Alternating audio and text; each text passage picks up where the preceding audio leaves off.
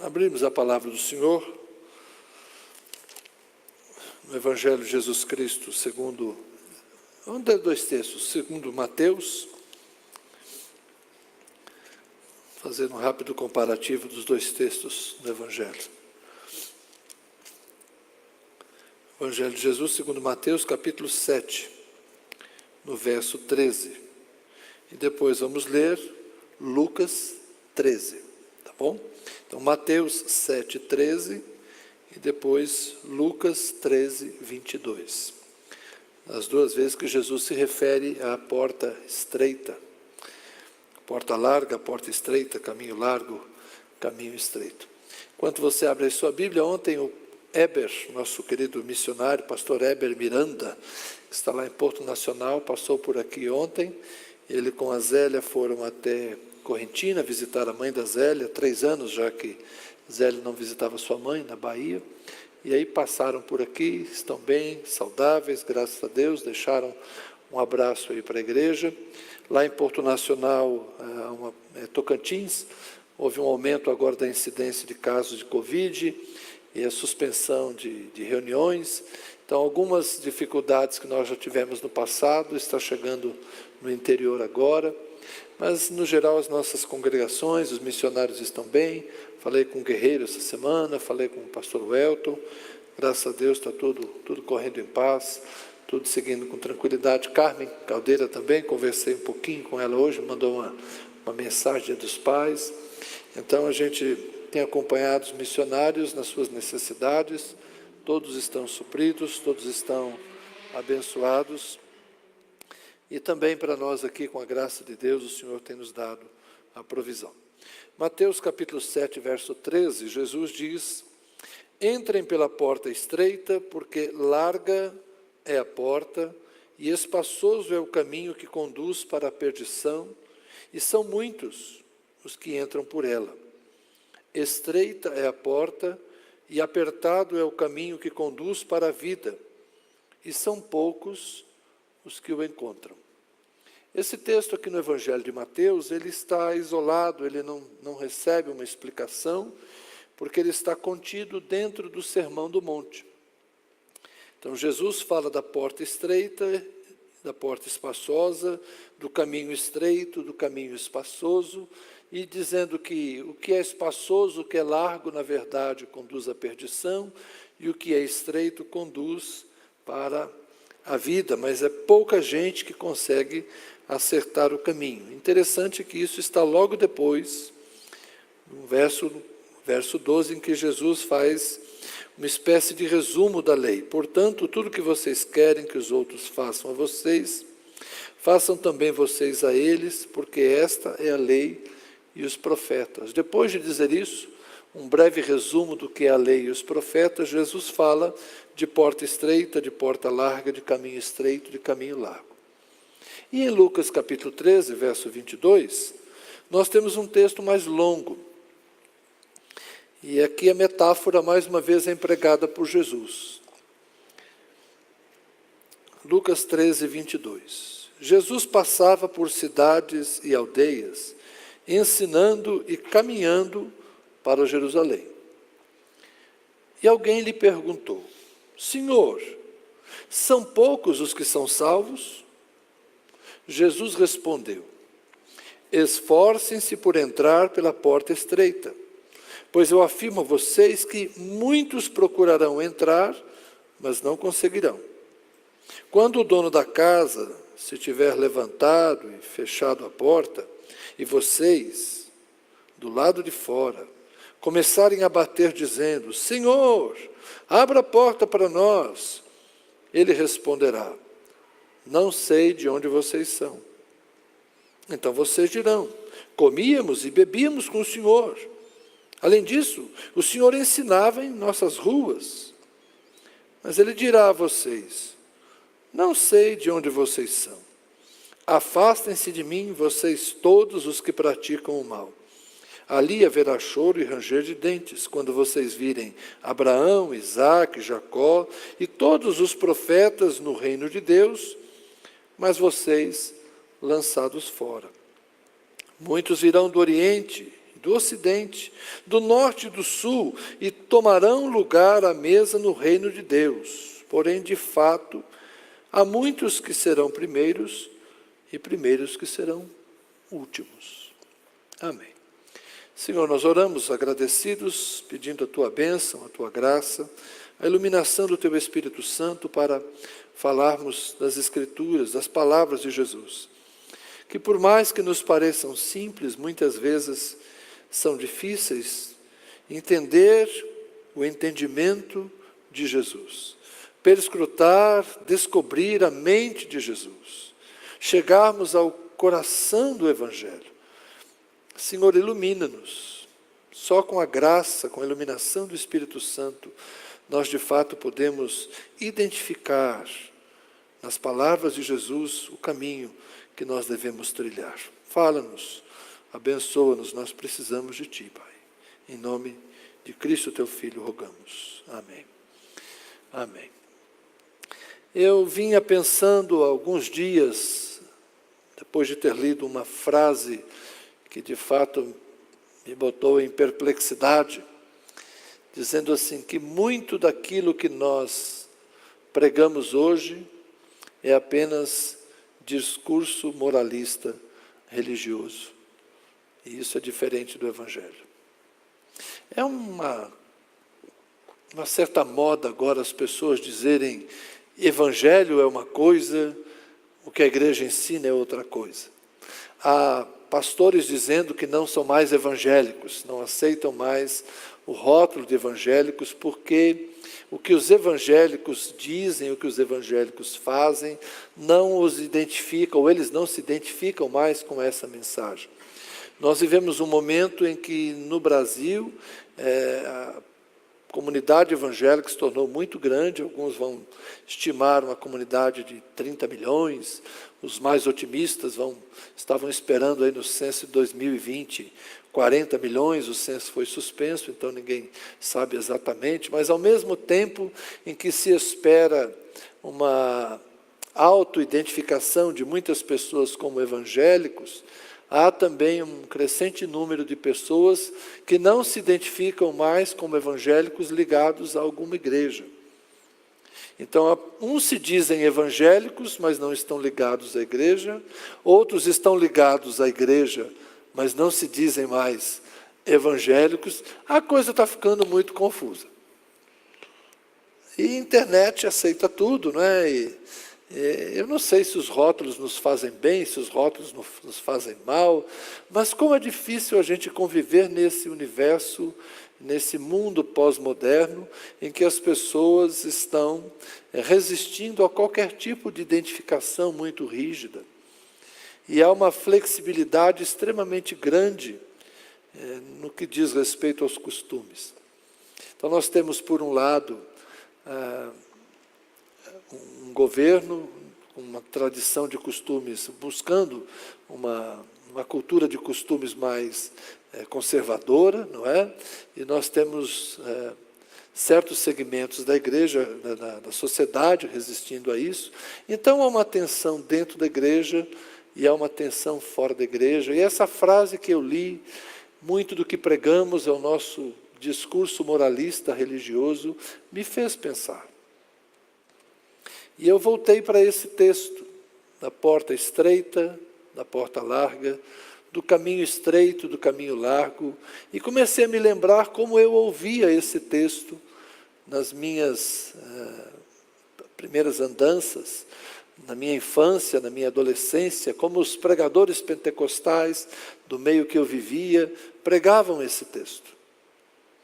E naquela época, caminho largo e caminho estreito eram identificados de fato com um discurso moralista religioso. O que era o caminho estreito? O caminho estreito é o caminho da santidade. Era o caminho das moças que se vestiam decentemente, dos rapazes que não ficavam namorando o tempo todo, dos rapazes sérios. Era o caminho daqueles que não tocavam em bebida alcoólica, o crente que não fumava, não bebia, não dançava, não jogava, não se portava inconvenientemente de forma alguma. Então havia uma série de requisitos, de coisas que nós devíamos fazer, mas principalmente uma série de coisas que nós não podíamos fazer. A igreja que eu frequentava, a gente podia jogar futebol, tinha até o time da igreja, mas tinha alguns amigos de outras igrejas que, infelizmente, quando a gente queria fazer campeonato, ele falava assim, não, o pastor lá da igreja não permite que a gente participe. Então, é um outro tempo, não é? Um tempo em que o futebol não era assunto nas igrejas. E hoje, a gente vem para o culto e os irmãos estão com a camisa do time, às vezes, no templo. Não é?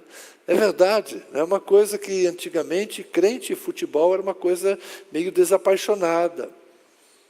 E hoje é extremamente normal, os homens da igreja, um pouquinho antes do culto ou depois do culto, estão conversando sobre futebol. E hoje, socialmente, nos casamentos, não é raro encontrarmos alguém servindo vinho num casamento com evangélicos, não é raro. Nas minhas pescarias, eu estar com um evangélico que levou umas latinhas de cerveja para ele tomar no barco, mas na minha juventude, na minha adolescência, isso era inconcebível. Esse alguém não seria crente. Não é? Na minha época de pentecostal, adolescente, isso não seria um crente. Um crente que bebe não é crente. Crente que fuma não é crente. Crente que joga não é crente. Crente que dança não é crente. Então, o caminho estreito era isso. Eram as coisas que a gente não podia fazer, porque o mundo faz, quem é do mundo faz, mas quem é de Cristo, quem é da igreja, não faz. Isso é coisa de caminho largo. Esse negócio de pode tudo é caminho largo. O evangelho é caminho estreito. Dona Tânia, não era assim que a gente ouvia? É por aí, não é? Não estou divagando não, não é? Era assim que a gente ouvia a mensagem. E isso fica na cabeça da gente, a gente foi formado com essa mentalidade. Só que com o passar dos anos, há uma certa flexibilidade. Esses dias eu estava numa reunião virtual, nós estávamos num processo de votação, e um dos itens em todas as coisas que nós votávamos era abstenho.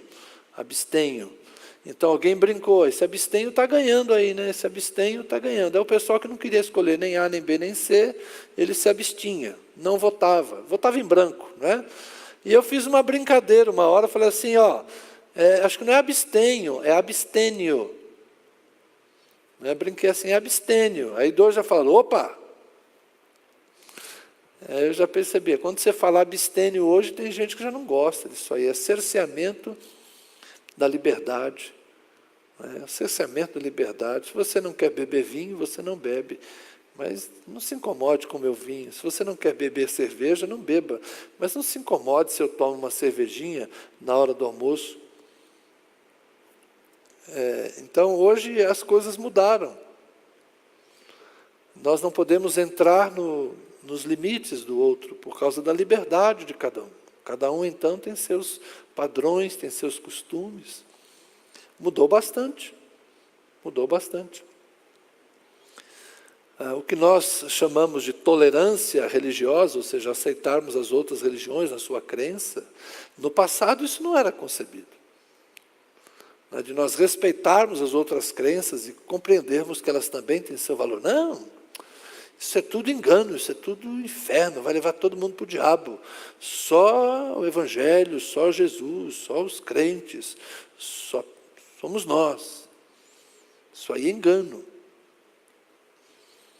Até hoje eu vejo muita resistência quando eu defendo os cristãos católicos na legitimidade da sua fé. Eu convivo com muitas pessoas que falam, não, Zé, como é que você pensa isso, Zé? Não é possível. Esses dias eu vi um certo pastor famoso que está sempre aí nas mídias, tomando as dores dos evangélicos, né? Criticando severamente um youtuber evangélico, aliás, é um pastor também evangélico, que tem muito sucesso no YouTube, entre os jovens, que fez uma entrevista com o padre. E fez uma entrevista de igual para igual, tratou bem o padre, mas o outro ficou apoquentado com isso, ficou irado, excomungou. O padre excomungou o nosso irmão também, não é? E eu, quando vejo essas coisas, eu fico pensando, meu Deus, essas concepções tão estritas, tão intolerantes, como isso soa mal para nós hoje. Eu não consigo mais conviver com essa intolerância. Eu me incomodo com essa intolerância. Mas aí eu vou voltar para o texto e tenho que pensar, mas será que não sou eu que estou com algum problema? Será que não sou eu que estou agora meio adepto do caminho largo? Será que não sou eu que estou tolerante demais? E estou tentando abrir a porta mais do que o vão que Jesus determinou? Quais são os limites desse caminho largo, desse caminho estreito? Será que é disso que Jesus está falando? E como eu disse a vocês, a gente tem que parar para pensar e voltar aos textos, ler a Bíblia, reler a Bíblia. E por isso eu voltei a comparar Mateus com Lucas. Porque em Lucas a gente tem uma percepção um pouco mais ampla. Em que sentido Jesus usa essa metáfora? Há uma pergunta objetiva. Alguém pergunta a Jesus: Senhor, são poucos os que são salvos? Mas por que essa pergunta? Porque naquela época, no ambiente que Jesus estava passando por cidades e aldeias, ensinando a caminho de Jerusalém. Jesus está entre os judeus, cidades, aldeias, caminhando para Jerusalém. E a pergunta é nesse ambiente, das cidades e aldeias dos judeus, destes que vão a Jerusalém. São muitos os salvos, por quê? Porque naquela época havia duas correntes de pensamento. Todos os judeus, todos os filhos de Abraão, são salvos. Por quê? Porque são filhos de Abraão. Eleitos, escolhidos. Deus fez uma promessa: tua descendência será meu povo e eu serei o Deus deles. Então, muitos dos judeus confiavam apenas na sua condição étnica como suficiente para a sua salvação. Nós estamos salvos, por quê? Porque nós somos filhos de Abraão. E no próprio Evangelho de Lucas, de alguma forma, Jesus foi fazendo apontamentos de que não é bem assim. No capítulo 6, onde nós temos o Sermão do Monte de Mateus, é o Sermão da Planície, em Lucas, a partir do verso 22, se não me falha a memória, no capítulo 6, e vai até um trecho lá do capítulo 7, então nós temos o Sermão da Planície. E ali, algumas vezes, Jesus fala da diferença do justo e daquele que não é justo. Não adianta me chamar Senhor, Senhor, se você não faz aquilo que eu falo.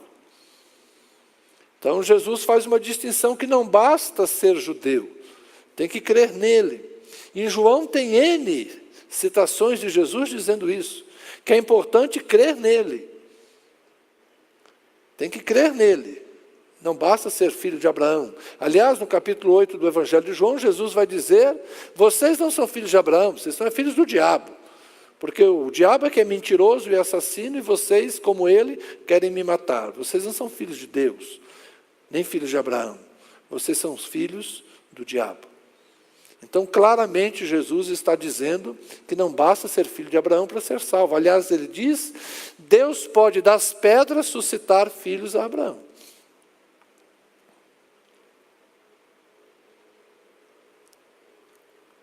Para Jesus, a condição para ser salvo não é ser nascido de um povo, uma etnia. Então essa pergunta, serão poucos os salvos ou serão muitos os salvos, tem a ver com a condição dos judeus. Ele está perguntando para Jesus: todo judeu é salvo? Ou só alguns que serão salvos?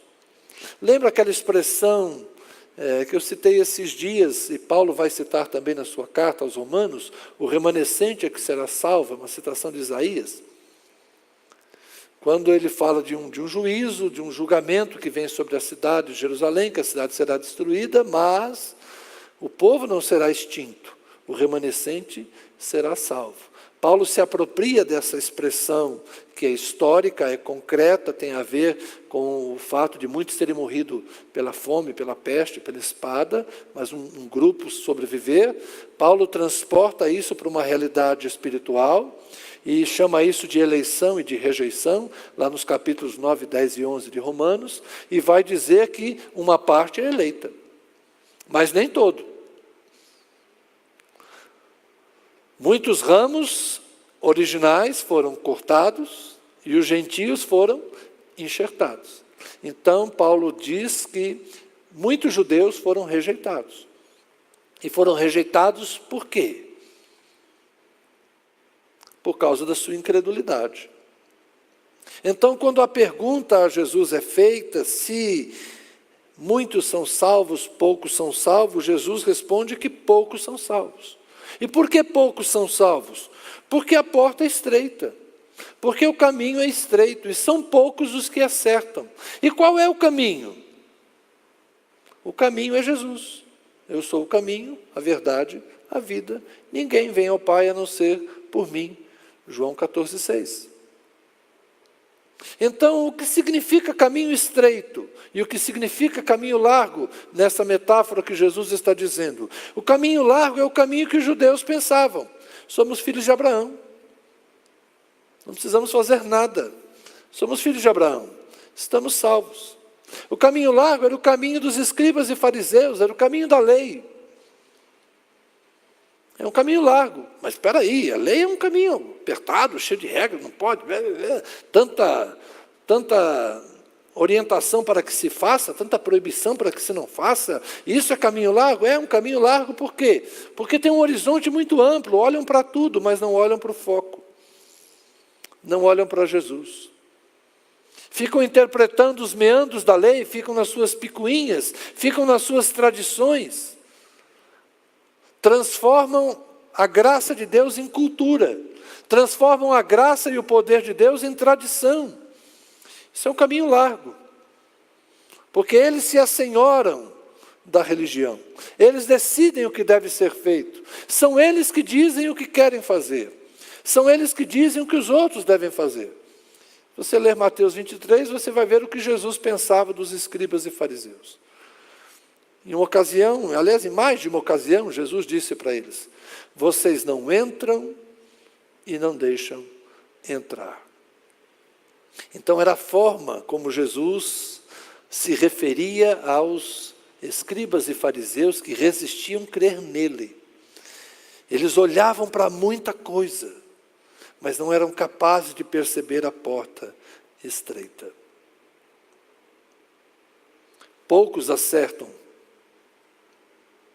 Ou confiavam na sua etnia, ou confiavam nas suas tradições, confiavam na sua religiosidade, confiavam na liturgia do templo, confiavam nos seus jejuns, confiavam nos seus banhos, nas suas purificações, confiavam na sua disciplina pessoal. Mas Jesus diz a eles que esse caminho largo, esse caminho não salva. O caminho estreito que salva é Jesus. Não é a nossa pregação moralista. É a pessoa de Jesus Cristo. É crer em Jesus Cristo. É o caminho da graça. E de fato, muitas vezes, aquilo que nós chamamos de caminho estreito é mais parecido com a mentalidade dos escribas e fariseus do que se parece com a proposta de Jesus. Quando eu penso agora naquilo que eu ouvia quando era menino, aquele evangelho sem misericórdia, aquele evangelho sem compaixão, aquele evangelho legalista, aquele evangelho de afirmação daquilo que eu entendo como verdade para todos e como aquilo que deve ser para todo mundo. A minha cultura evangélica é o caminho estreito. O meu jeito de ser crente é o caminho estreito. E o jeito do outro ser cristão, isso é caminho largo. Hoje eu percebo que, de fato, nós temos muito de moralismo e pouco de evangelho. Porque quando Jesus disse para os escribas e fariseus: vocês dão o dízimo do hortelã e do cominho e esquecem a justiça, a misericórdia e a fé. Eu creio que se nós nos voltássemos para esses 3 princípios, nós teríamos muito mais acerto. Se nos voltássemos para a justiça, para a misericórdia e para a fé, nós teríamos mais oportunidade de discernir esse caminho luminoso, que é um caminho estreito, porque não há salvação fora de Jesus Cristo. Antigamente nós pensávamos, como os católicos, não há salvação fora da igreja. Eles diziam isso da igreja deles, e nós dizíamos da nossa igreja.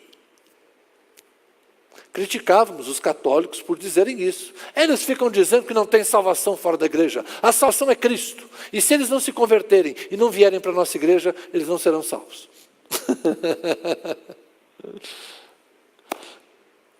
Ora, a gente falava uma coisa, né? A salvação não está na igreja, a salvação está em Cristo. Quem quer aceitar Jesus e ser membro da nossa igreja? É um contrassenso certas coisas que nós fazíamos. Nós não pregamos igreja, pregamos Cristo. Mas ao mesmo tempo, se alguém não está na igreja, já desviou da igreja, infelizmente, perdeu a salvação. E, bom, deixa para lá, já entenderam o que eu estava querendo dizer. Se nós nos voltarmos para os princípios da justiça, da misericórdia e da fé, é bem provável que nós consigamos distinguir as marcas luminosas que indicam esse caminho estreito. É como aqueles filmes em que um avião está sendo pilotado por um piloto improvisado lá, né? Um piloto amador. Ele não sabe nem como achar o aeroporto. E aí alguém fala assim: nós vamos apagar a cidade e vamos acender apenas a pista do aeroporto. Sempre tem um filme assim, não é? Ou então aquele pouso noturno que alguém vai lá, coloca umas tochinhas e o indivíduo consegue pousar o avião. O Evangelho talvez seja isso. Nesse mundo trevoso, nesse mundo escuro, alguém mostra um caminho de luz por onde a gente consegue chegar em segurança. E é um caminho apertado, é uma pista única. Não há muitas pistas pelas quais nós possamos transitar e onde nós possamos pousar a nossa vida. Há uma única pista, é Jesus. Só Jesus Cristo salva é uma afirmação verdadeira. Mas ninguém é dono de Jesus Cristo. Nenhum de nós é portador da chave que abre a porta. É o dono da casa que abre e fecha a porta. É Ele quem abre e fecha a porta. E Ele tem um conceito de justiça que é diferente do nosso. E esse é um dos grandes dilemas para as pessoas que vivem me perguntando nas aulas de teologia. Pastor, como é que vai ser com o índio, com aquele que nunca ouviu o Evangelho? Você está preocupado com isso? Pastor, porque não é justo. Fique tranquilo. Se tem alguém que entende de justiça, é o dono da casa. Ele saberá ser justo. Ele vai tratar cada um. Tem gente que vai dizer: as obras não contam nada, não adianta você fazer o bem. Olha, eu não digo isso. Paulo escreveu que as obras da lei não salvam. Ninguém foi salvo pela lei, pela prática da lei, pela observância da lei.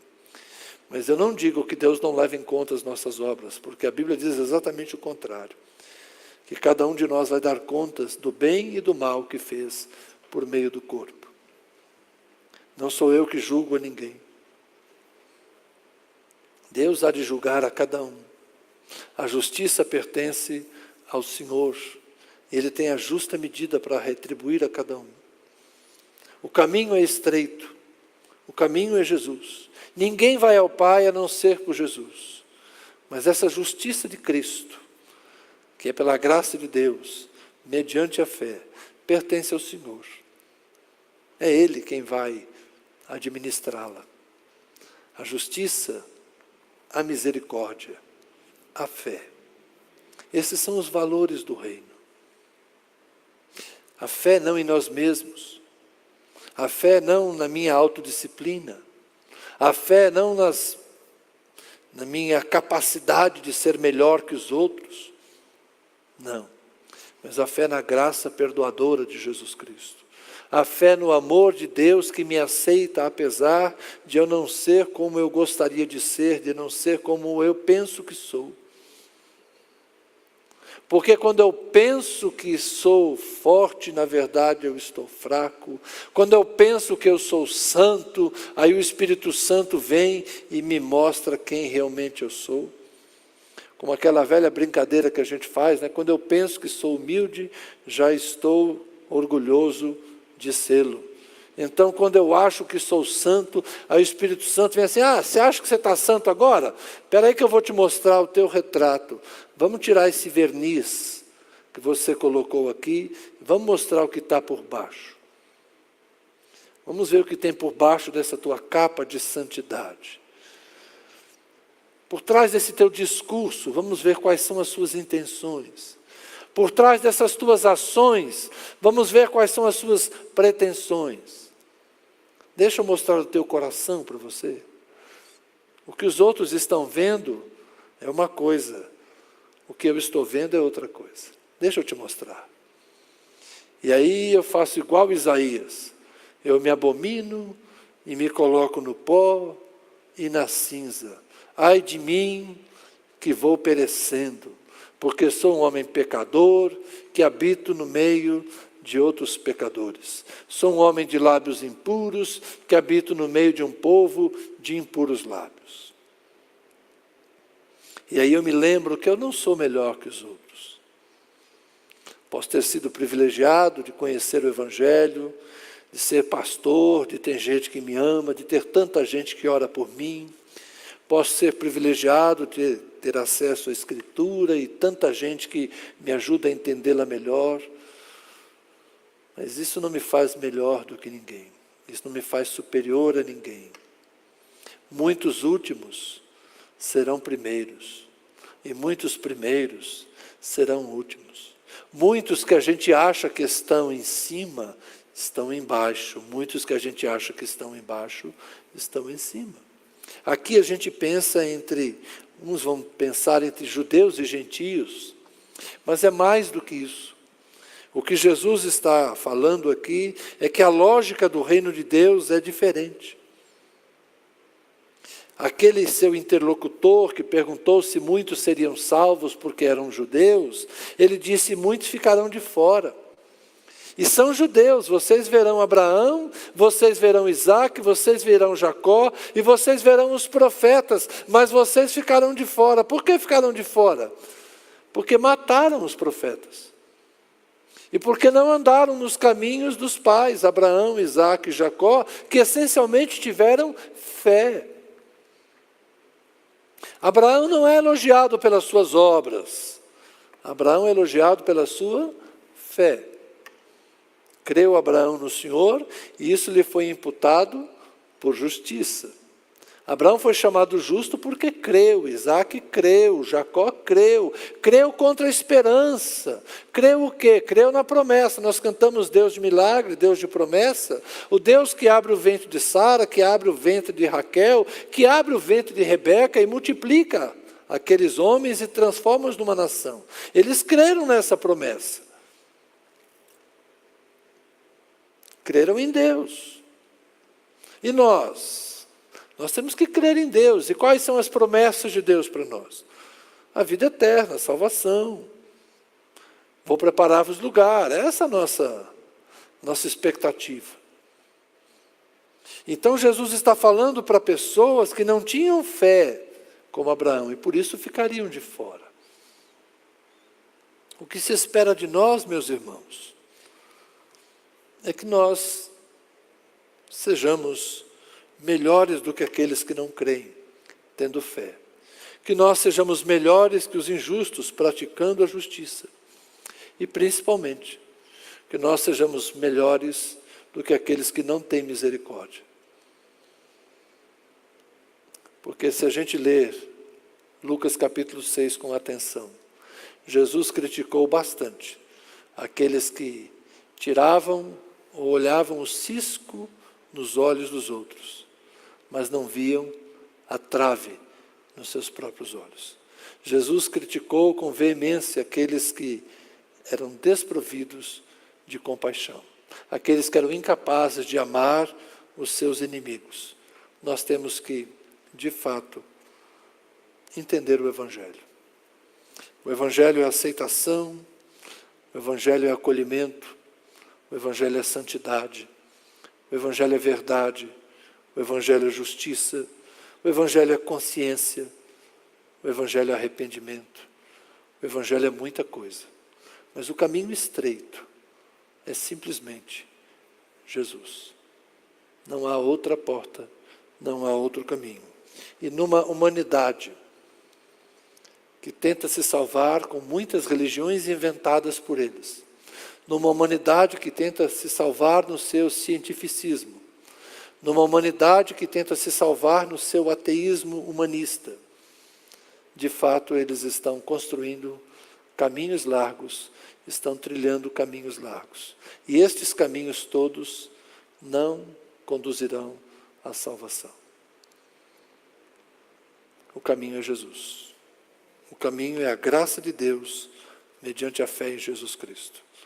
Vamos ter um discurso menos moralista e ter um discurso mais associado ao amor, à misericórdia e à compaixão de Cristo.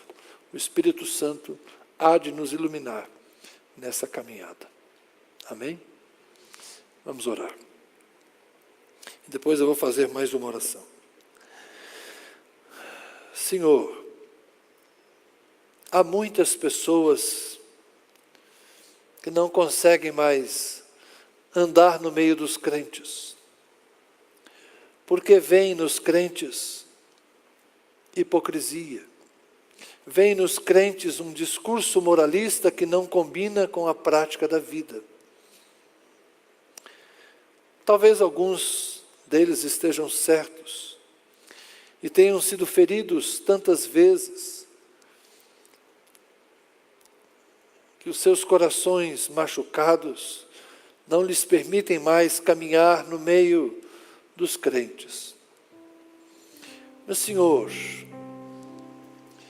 eu sei que Tu és maior do que os crentes,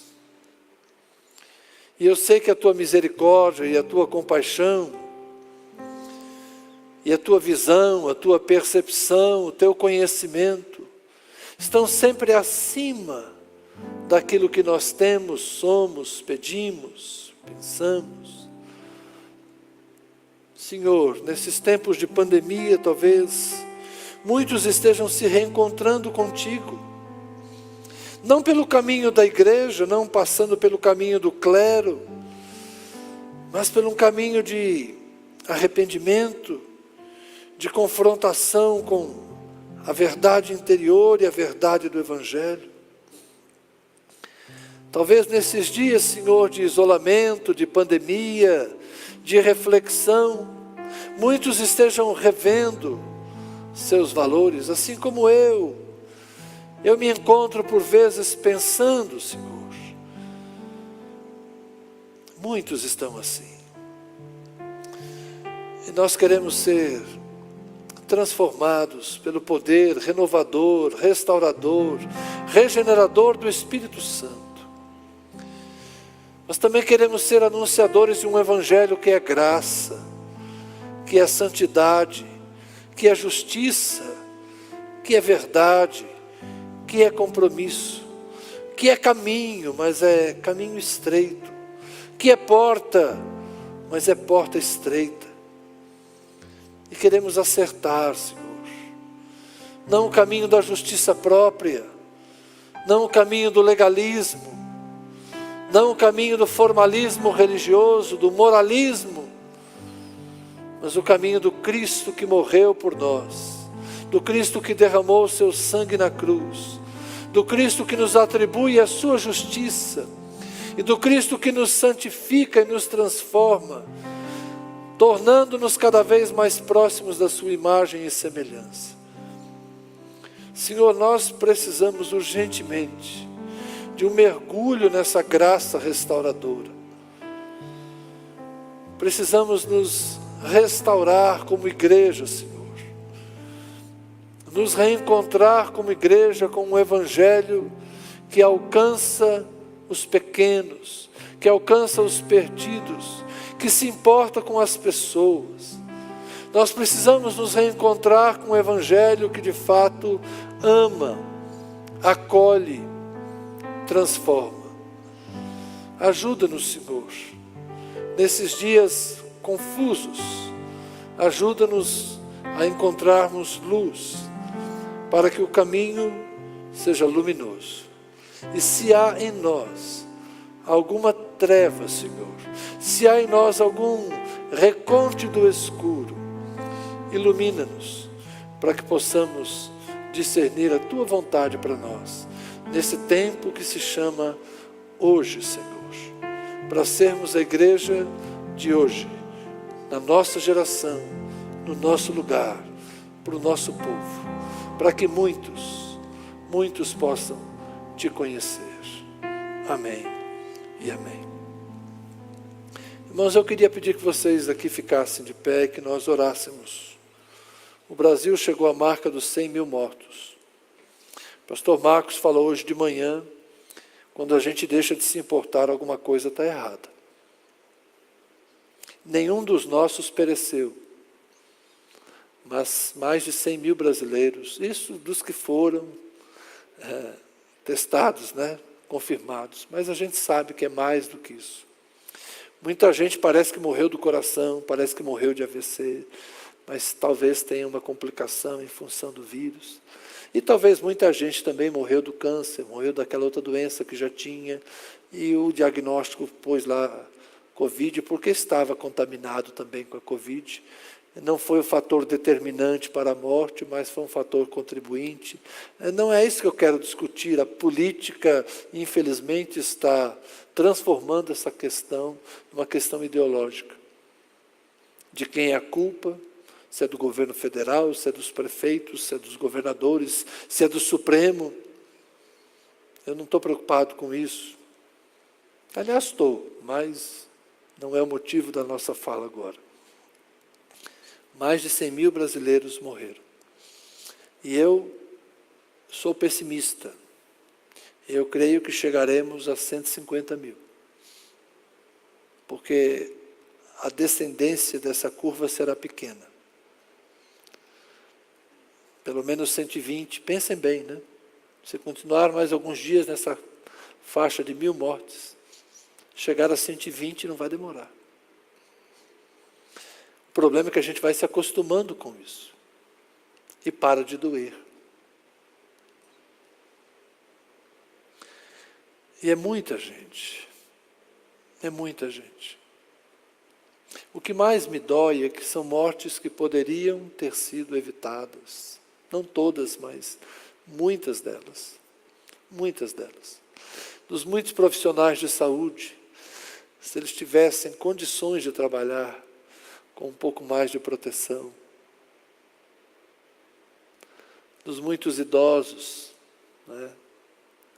Eu sei que há um grande esforço, muita gente está contribuindo. Eu acho que o Brasil ainda conseguiu fazer muita coisa, mas vamos orar, irmãos. Vamos pedir a misericórdia do Senhor. Só a misericórdia do Senhor sobre as nossas autoridades, para que a gente encontre o caminho. Caminho de diálogo, caminho de paz, caminho de contribuição, de unidade. A população não está tomando consciência, a gente está vendo negligência, abuso, festas. Enquanto alguns estão extremamente assustados, outros estão agindo com extrema irresponsabilidade. Vamos orar. Senhor, Tu estás olhando este mundo, E eu sei que não é apenas o Brasil, mas é o mundo, Senhor. O mundo enfrentou esta pandemia com diferentes níveis. E agora a nossa terra, Senhor, América Latina. Senhor, como tem sido difícil encontrar sensatez nesse nosso mundo. Como tem sido difícil encontrar em nosso país equilíbrio. É uma briga, Senhor, entre a mídia, entre as autoridades, entre o povo, entre as pessoas. Famílias, Senhor, famílias discutindo isso de forma radical. E tanta gente morrendo, Senhor, tanta gente chorando os seus mortos, sem poder chorar devidamente o seu luto, sem poder estar presente na hora da despedida, sem sentir, ó Deus, realmente que fez aquilo que gostaria de fazer. Quantos lutos mal resolvidos, Senhor. Quanto sofrimento interior, quanto sofrimento físico, quanto sofrimento emocional, quanto sofrimento econômico. São tantas as tragédias que se sobrepõem a isso, ó Deus. E nós precisamos da Tua graça, nós precisamos de iluminação. Mas também precisamos de arrependimento e precisamos de confissão. Confessamos a nossa negligência, confessamos a nossa incompetência. Confessamos, Senhor, os pecados do mau uso da nossa democracia, das nossas más escolhas, desse sistema corrupto que nutrimos por anos, Senhor. Desse sistema corrupto que nos corrompeu, inclusive, como igreja.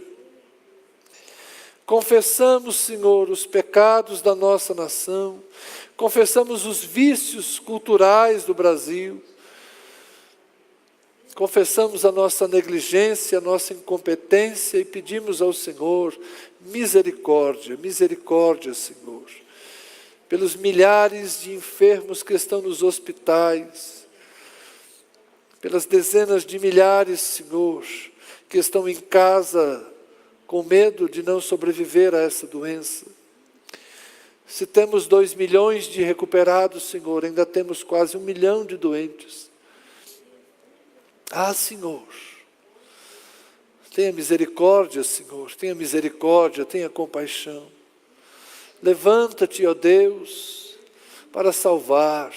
Levanta-te, ó Deus, para livrar. Levanta-te, ó Deus, para socorrer no dia da angústia.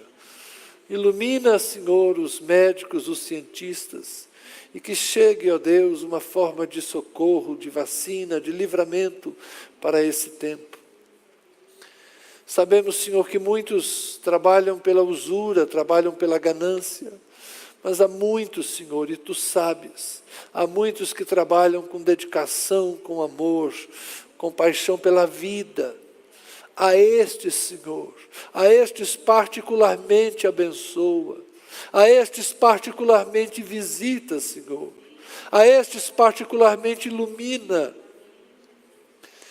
a estes Teus filhos e filhas que fazem por amor, amor solidário, amor fraterno, comprometimento com o bem maior. Sim, ó Deus, estes homens e mulheres de diferentes credos, talvez até mesmo alguns ateus, mas que estão agora tendo uma visão de amor, de compaixão, de misericórdia. Honra, Senhor, o trabalho destas mãos e mentes, ilumina-os. Salva a muitos, Senhor, salva a muitos, dá-nos estratégias, dá aos governantes do nosso país estratégias, discernimento, sabedoria.